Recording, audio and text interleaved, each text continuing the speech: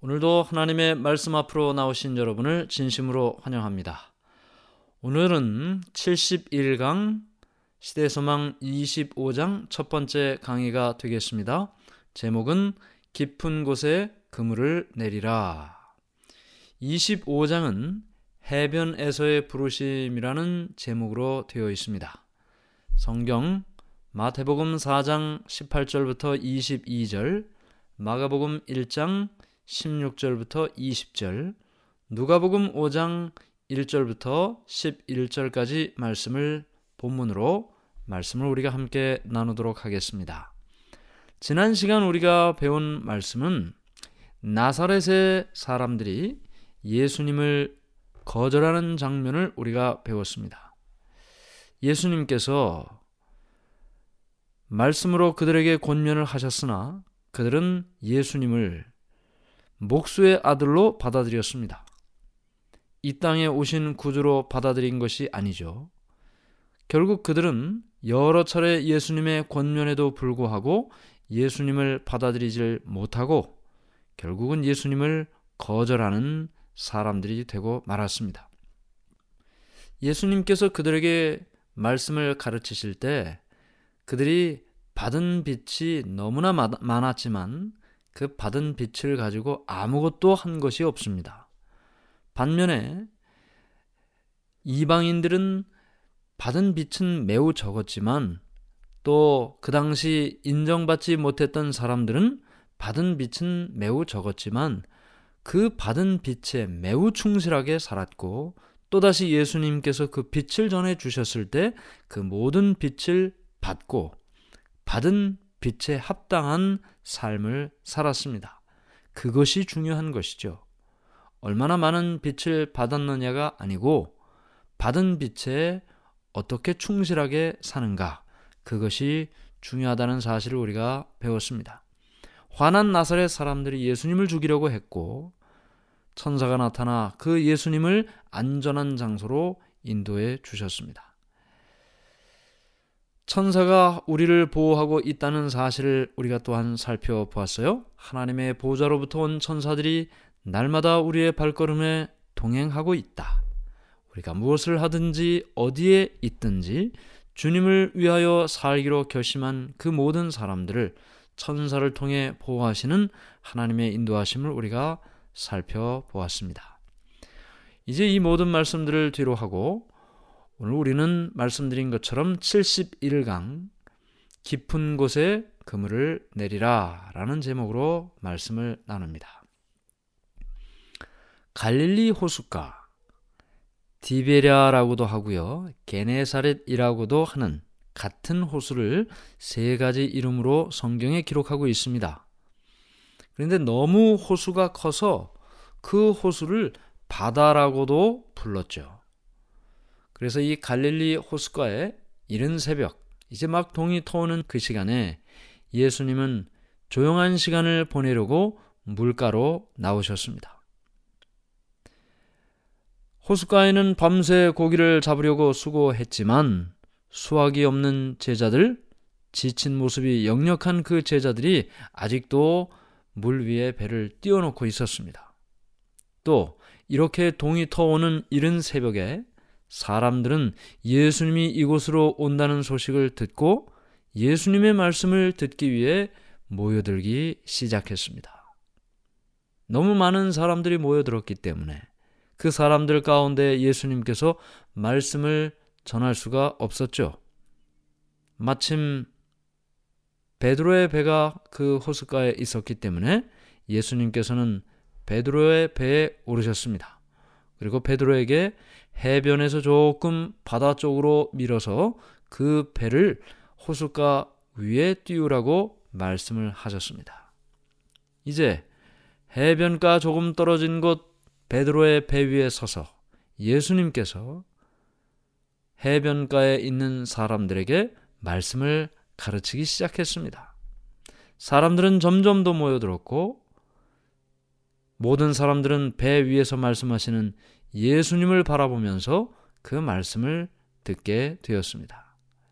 하늘의 왕 위에 계셨던 예수님이 어부의 흔들거리는 배에 올라 사람들에게 말씀을 가르치고 있는 것입니다. 어떤 사람에게는 이 예수님의 말씀이 영생의 말씀으로 전해졌습니다. 똑같은 말씀을 들어도 듣는 사람의 마음에 따라서 전혀 다른 영향을 미치게 되죠. 예수님의 말씀은 동일한 말씀인데 듣는 수많은 사람 가운데 어떤 사람은 깊은 감동으로 인생이 변화되고 어떤 사람은 그만큼이 되지 못하는 사람도 있는 것입니다. 그러므로 우리가 하나님의 말씀을 들을 때 똑같은 말씀을 들어도 전혀 다른 결과가 나타난다는 생각을 하면서 마치 예수님께서 나중에 씨 뿌리는 자의 비유를 말씀하지 않습니까? 농부가 씨를 뿌릴 때 그 씨가 어떤 씨는 길가에 떨어지고 돌짝밭에 떨어지고 옥토에 떨어지고 나중에 똑같은 씨인데 결과는 전혀 달랐죠. 옥토에 뿌려진 씨앗은 30배, 60배, 100배의 결실을 맺고 나머지는 다 제대로 열매를 맺지 못하는 결과를 얻게 됩니다. 그 땅은 다 사람의 마음이라고 하지 않았습니까? 그러므로 우리가 하나님의 말씀을 듣고 그 사람의 삶의 변화를 얻게 되는 것은 그 사람의 마음의 상태에 달려있다라는 사실을 생각해 봅니다. 이렇게 어떤 사람들은 예수님의 말씀으로 영생의 깨우침을 얻는 사람도 있었습니다. 그런데 예수님께서는 지금 눈앞에 있는 사람에게만 말씀하신 것이 아니었습니다. 각 시대를 살아가면서 어떤 사람은 감옥에서, 어떤 사람은 재판정에서 고독하게 때로는 시험을 받고 또 어떤 사람은 고난 가운데 처할 충성스러운 종들을 보셨습니다. 배 위에서 하시는 말씀은 해변가에 있는 사람에게 뿐만 아니라 이렇게 각 시대를 통해 시련 중에 어떤 사람에게는 소망이 되고 어떤 슬픔 중에 있는 사람에게는 안위가 되고 앞길이 캄캄하고 막막한 사람에게 광명한 빛이 될 것이었습니다. 그러므로 이 배 위에서 말씀하신 이 모든 말씀들이 성령을 통해 마지막 시대까지 사람의 마음속에 평화를 주는 음성으로 전달되게 됐던 것입니다. 우리는 지금 이 시대를 살아가고 있지만 여전히 성경을 펴고 2000여 년 전에 해변가에 앉아있는 사람들에게 배 위에서 말씀하셨던 그 예수님의 말씀을 펼쳐서 우리에게 주시는 말씀으로 받게 되는 것입니다. 이런 가운데 말씀을 한참을 하시고 예수님께서 베드로에게 이렇게 말씀하셨습니다. 누가복음 5장 4절 말씀을 마치시고 시몬에게 이르시되 깊은 데로 가서 그물을 내려 고기를 잡으라. 설교를 마치신 예수님께서 베드로에게 바다 쪽으로 더 나아가서 그물을 내리라고 말씀하셨습니다.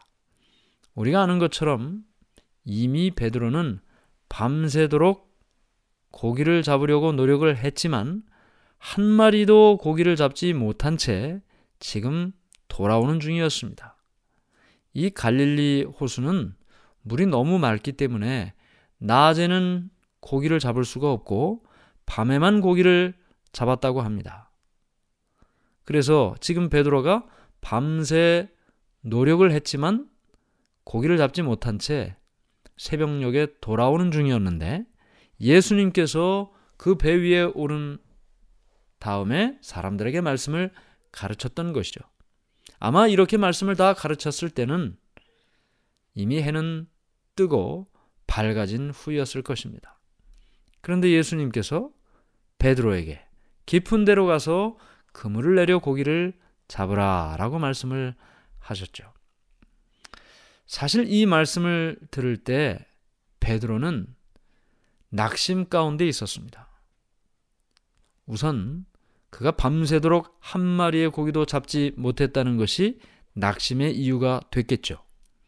그러나 이렇게 한 마리의 고기도 잡지 못한 이유가 있었습니다.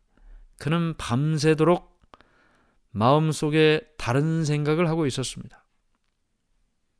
그것이 낙심의 이유였는데요.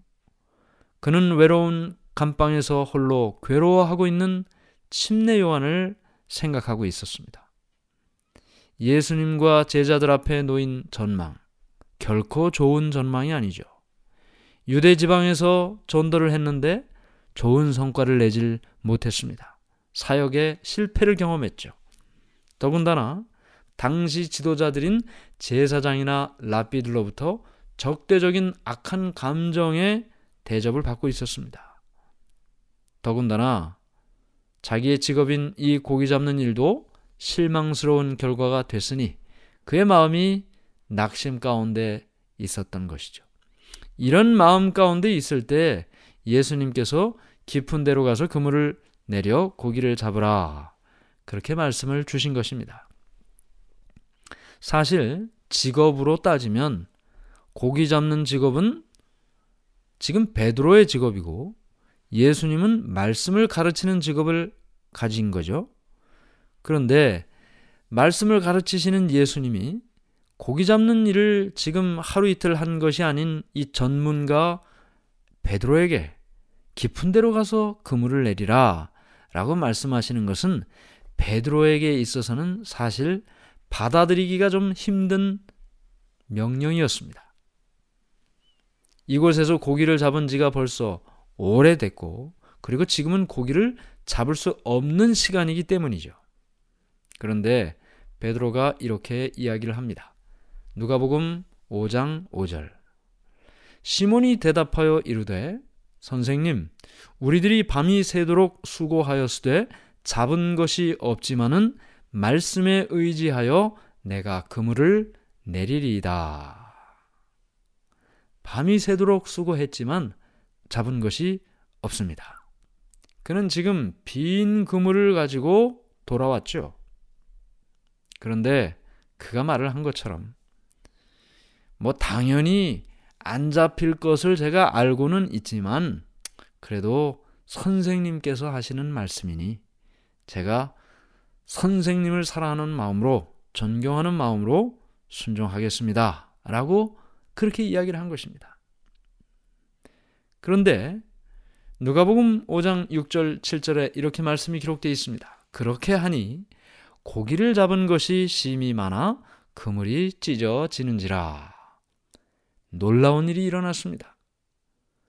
밤새도록 한 마리의 고기도 잡지를 못했는데 전혀 잡을 수 없는 이 해가 뜬 이 아침에 예수님께서 말씀하신 그곳에 가서 그물을 내리니 너무나 많은 고기를 잡게 돼서 그물이 찢어질 정도였다고요. 7절에 보면 이에 다른 배에 있는 동무들에게 손짓하여 와서 도와달라 하니 그들이 와서 두 배의 채움에 잠기게 되었더라. 얼마나 고기를 많이 잡았으면 두 배 채웠고 그것이 잠길 정도가 되었을까요? 우리는 이 이야기를 통해서 몇 가지 교훈을 생각을 해봅니다. 첫 번째는 빈 그물과 베드로의 낙심입니다. 사실 밤새도록 고기를 잡지 못한 그 비어있는 그물은 베드로의 마음의 상태를 이야기하고 있습니다.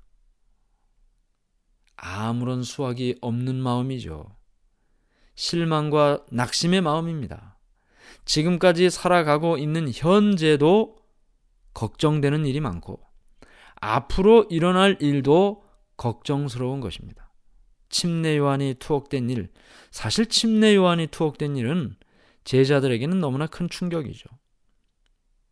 아니, 예수님을 위해서 그렇게 열심히 일을 했는데 감옥에 갇혔다. 자신들도 보장이 없다는 말 아닙니까?